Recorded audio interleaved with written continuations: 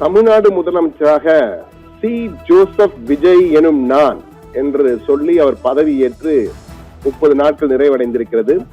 இந்த 30 நாட்களில் பல வகையான விமர்சனங்கள், பல வகையான வரவேற்புகள் என பெருத்த எதிர்பார்ப்பு, இதுவரை எந்த முதலமைச்சரும் பதவியேற்கும் போது இல்லாத எதிர்பார்ப்பு சிஎம் ஆக விஜய் பதவியேற்ற போது ஏற்பட்டது.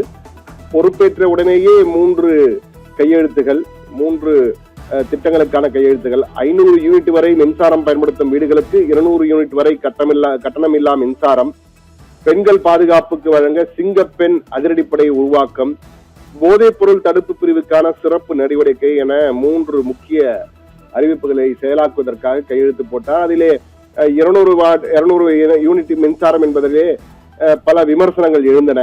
100 யூனிட்டை கழித்து விட்டார்கள், ஏற்கனவே 100 யூனிட் இருக்கிறது என்றெல்லாம் ஒரு பிறகு அதற்கு அரசாங்கம் விளக்கமும் கொடுத்தது. சிங்கப்பெண் அதிரடிப்படை தற்போது அதிகாரப்பூர்வமாக உருவாக்கப்பட்டிருக்கிறது. போதைப் பொருள் தடுப்பு பிரிவுக்கான சிறப்பு நடவடிக்கை என்பது என்ன என்றது தெரியவில்லை. தடுப்பு அமைப்புகள் அமைக்கப்படும் என்றாக இன்னும் முழுமை பெறவில்லை. ஆனால் விஜய் பதவியேற்றதிலிருந்து ஒரு அதிரடியாக தமிழகத்தில் இதுவரை இல்லாத ஒன்றை செய்தார். அமைச்சரவை விரிவாக்கத்தின் போது கூட்டணி ஆட்சி முறையை கொண்டு வந்தார். கிட்டத்தட்ட 60 ஆண்டுகளுக்கு பிறகு தமிழகத்திலே கூட்டணி அரசு என்ற ஒரு புதிய பாதையை தமிழக அரசியல் வரலாற்றிலே உருவாக்கி இருக்கிறார் சிஎம் விஜய் என்றுதான் கூற வேண்டும். கூட்டணி அரசு காங்கிரசுக்கு அமைச்சரவை பதவி, அதே போன்று விடுதலை சிறுத்தைகளுக்கு அமைச்சரவை பதவி கொடுத்து IUML-க்கு அமைச்சரவை பதவி கொடுத்திருக்கிறார். எனவே இது ஒரு புதிய கூட்டணி ஆட்சி என்ற ஒரு புதிய பாதையை திறந்து வைத்திருக்கிறார் விஜய். ஆனால் அதே போன்று பல சிறப்பு திட்டங்களை கொண்டு வந்தார். அதாவது வெள்ளை அறிக்கை கொண்டு வரப்படும் என்றால், ஆனால் வெள்ளை அறிக்கை என்பது சட்டமன்றம் கூடும்போது நிச்சயமாக அறிவிக்கப்படும் என வெளியிடப்படும் என தெரிகிறது. டாஸ்மாக் மிகப்பெரிய ஒரு பிரச்சனையா இருந்த டாஸ்மாக் கடைகள் மூடல், 717 டாஸ்மாக் கடைகள் மூட உத்தரவிடப்பட்டுள்ளது. 717 மூடப்பட்டுள்ளது என கூறினாலும் இன்னும் சில கடைகள் ஒழுங்காக மூடப்படவில்லை, பகுதி நேரமாக செயல்படுத்த குற்றச்சாட்டுகள் ஒரு பக்கம் இருக்கின்றன. ஆனால் பல நூற்றுக்கணக்கான கடைகள் மூடப்பட்டிருக்கு என்பது மட்டும் உண்மை. அதே போன்று அரசு ஊழியர்களுக்கான அகவிலைப்படியை உயர்த்தி வழங்கும் வாய்ப்பும் விஜய் முதலமைச்சராக பதவியேற்ற பிறகு வந்த பிறகு அதையும் தற்போது 2% உயர்த்தி வழங்கியிருக்கிறார் அகவிலைப்படி. ஆனால் விவசாயிகள் கடன் பெருமளவு எதிர்பார்க்கப்பட்டது.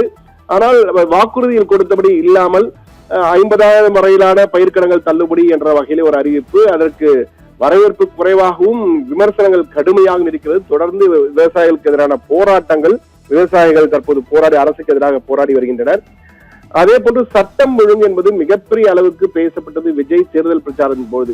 விஜய் சிஎம் ஆன பிறகு புதிய IAS IPS அதிகாரிகளை, இன்னும் IAS அதிகாரிகள் தொடர்ந்து மாற்றப்பட்டு வருகிறார்கள். IPS அதிகாரிகள், போலீஸ் அதிகாரிகள், காவல் இன்ஸ்பெக்டரும் தொடர்ந்து மாற்றப்பட்டு வருகிறார்கள்.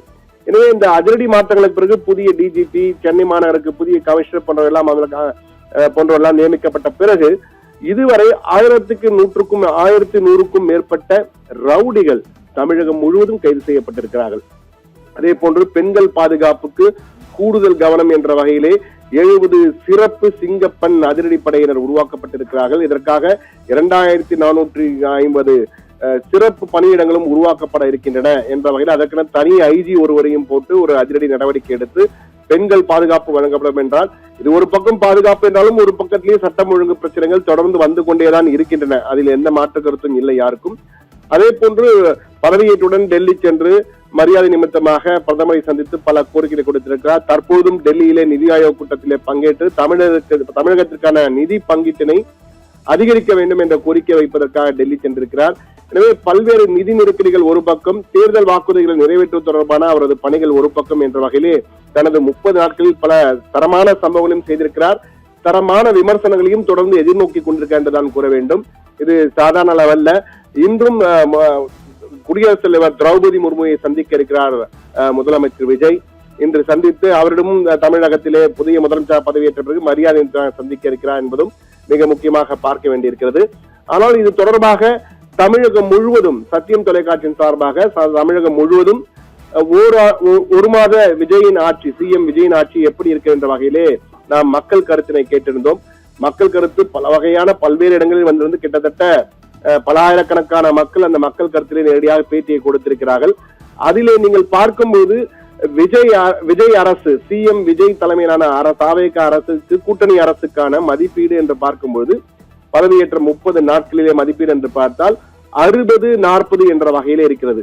60 என்பது விஜய்க்கு ஆதரவாக, விஜய் சிறப்பாக செயல்படுகிறார், இன்னும் சிறப்பாக செயல்படுவார், இப்போதுதான் வந்திருக்கிறார், டைம் கொடுக்க வேண்டும், மிக சிறப்பாக செயல்படுவார் என்ற வகையிலே அவருக்கு ஆதரவாக 60%, 40% விஜய் வந்து எதுவும் செய்யவில்லை, ஏற்கனவே திமுக ஆட்சியின் போது என்ன நடந்ததோ அதேதான் இப்போது நடக்கிறது, சட்டம் ஒழுங்கு சீர்கெட்டிருக்கிறது என்ற வகையான விமர்சனங்கள். அதே போன்று ரீலிலே எப்படி சினிமா நாயகனாக இருந்தாரோ அதே போன்று ரியலிலும் அவர் நடித்துக் கொண்டிருக்கிறார் என்ற வகையிலும் விமர்சனங்கள் வந்து கொண்டிருக்கின்றன. விஜய்க்கு அந்த 40% விமர்சனங்கள் கடுமையான விமர்சனங்களாக இருந்தாலும் 60% ஆதரவு என்பது தரமான அவருடைய சம்பவங்களுக்கு, அவருடைய செய்கைகளுக்கு கிடைத்த ஆதரவாக பார்க்கப்படுகிறது. தற்போதைக்கு குறைந்த காலம் தான் ஆகிறது, பதவி ஏற்று 30 நாட்கள் தான் ஆகிறது. ஒரு மாதத்துக்கு 60-40 என்ற வகையிலே விஜயின் அரசுக்கு மக்கள் கருத்து தற்போது ஆதரவு 60ஆகவும் எதிர்ப்பு விமர்சனம் என்ற 40ஆகவும் இருக்கிறது. இன்னும் காலங்கள் இருக்கிறது. எனவே அடுத்தடுத்த நாட்களில் விஜய் செய்ய போகும் சம்பவங்கள் எப்படிப்பட்ட சம்பவங்கள், தரமான சம்பவங்களாக, தமிழகத்தை தலைநிமிர்த்தும் சம்பவங்களாக இருக்குமா, இல்லை விமர்சனங்களுக்கு உள்ளாகக்கூடிய சம்பவங்களாக இருக்குமா என்று பார்க்க வேண்டியிருக்கு. என்றால் பயிர்க்கடனிலே மிகப்பெரிய தேர்தல் வாக்குறுதி ஒன்று, ஆனால் செய்தது ஒன்று என்ற வகையில் கடும் விமர்சனம். அதே போன்று 200 யூனிட் மின்சாரம், கட்டணமில்லா மின்சாரத்திற்கும் செய்தது வாக்குறுதி ஒன்று, செய்தது ஒன்று என்ற விமர்சனங்கள். இந்த விமர்சனங்கள் தான் முற்றுப்புள். டாஸ்மாக் கடையும் 717 என்றார்கள், மூடப்பட்டது அவ்வளவா என்ற கேள்விக்குறியும் ஒரு பக்கம் இருக்கிறது. இது போன்ற பல விமர்சனங்கள் ஒரு பக்கம் வந்து கொண்டே இருக்கிறது.